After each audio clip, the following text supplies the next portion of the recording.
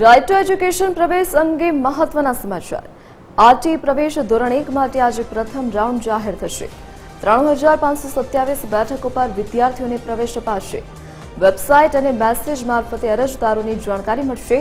RT પ્રવેશ માટે 1.75 લાખથી વધુ અરજી માન્ય થઈ। આરટી પ્રવેશ માટે 63,231 અરજી નામંજૂર થઈ છે।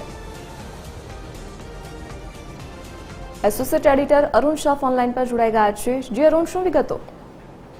મહત્વપૂર્ણ છે કે જે ગરીબ બાળકો હોય છે ને, ખાસ કરીને સત્તાપા અભ્યાસમાં દિલચસ્પી હોય તેવા વિદ્યાર્થીઓ અભ્યાસ પૂર્ણ રીતે કરી શકે અને ખાસ કરીને આર્થિક મુશ્કેલીના કારણે તેઓ અભ્યાસ ન કરી શકે તેવું ન બને તેના સંદર્ભમાં રાઇટ ટુ એજ્યુકેશન એક્ટ હેઠળ જે શિક્ષણ આપવામાં આવે છે તેના સંદર્ભમાં ગુજરાત સરકારે ચોક્કસ રીતે આ વર્ષથી જે આવક મર્યાદા વધારવા માટેનો મહત્વપૂર્ણ નિર્ણય કર્યો છે। પરિણામે કહી શકાય કે બેઠકોમાં પણ વધારો થયો છે।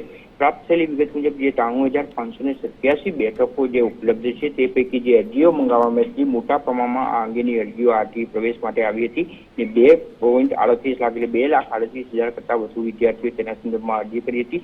જોકે આ સંદર્ભે જે માન્ય અરજીઓ હતી તેની સંખ્યા 1.75 લાખ જેટલી થવા જાય છે, પરંતુ સૌથી મહત્વપૂર્ણ રીતે હજી સુધી તેમાં 63,000 જેટલી અરજીઓ જે અમાન્ય થઈ છે તેના સંદર્ભમાં હવે શું નિર્ણય કરવાનો, તેઓને ક્યાં પ્રવેશ આપવામાં આવશે તે મુખ્ય સમસ્યા રહેશે। પરંતુ હાલના તબક્કે કહી શકાય કે જે બેઠકો પર પ્રવેશ આપવાનો છે તેના સંદર્ભમાં પ્રવેશ કાર્યવાહી આજથી શરૂ કરવામાં આવશે। આ સંદર્ભેના જે મેસેજ હશે તેઓને જે આરટીની વેબસાઇટ છે તેમજ SMS ના માધ્યમથી તેઓને મોકલી આપવામાં આવશે અને પ્રવેશ કાર્યવાહીનો આજથી પ્રારંભ કરવામાં આવશે। પરિણામે કહી શકાય કે આરટીના પ્રવેશ માટે એક રીતે કહી શકાય કે જે વિદ્યાર્થીઓ તેનો પૂરતો લાભ મળી શકે તેના સંદર્ભમાં આ નિર્ણય કરવામાં આવે છે। પરંતુ જે આવક મર્યાદાના કારણે જે બાકી વિદ્યાર્થીઓ જે રહેશે તેના સંદર્ભમાં પ્રવેશ સંદર્ભે કયો નિર્ણય રહેશે તે જોવાનું રહેશે। જે અરુણ, વિગત બદલ આપનો આભાર।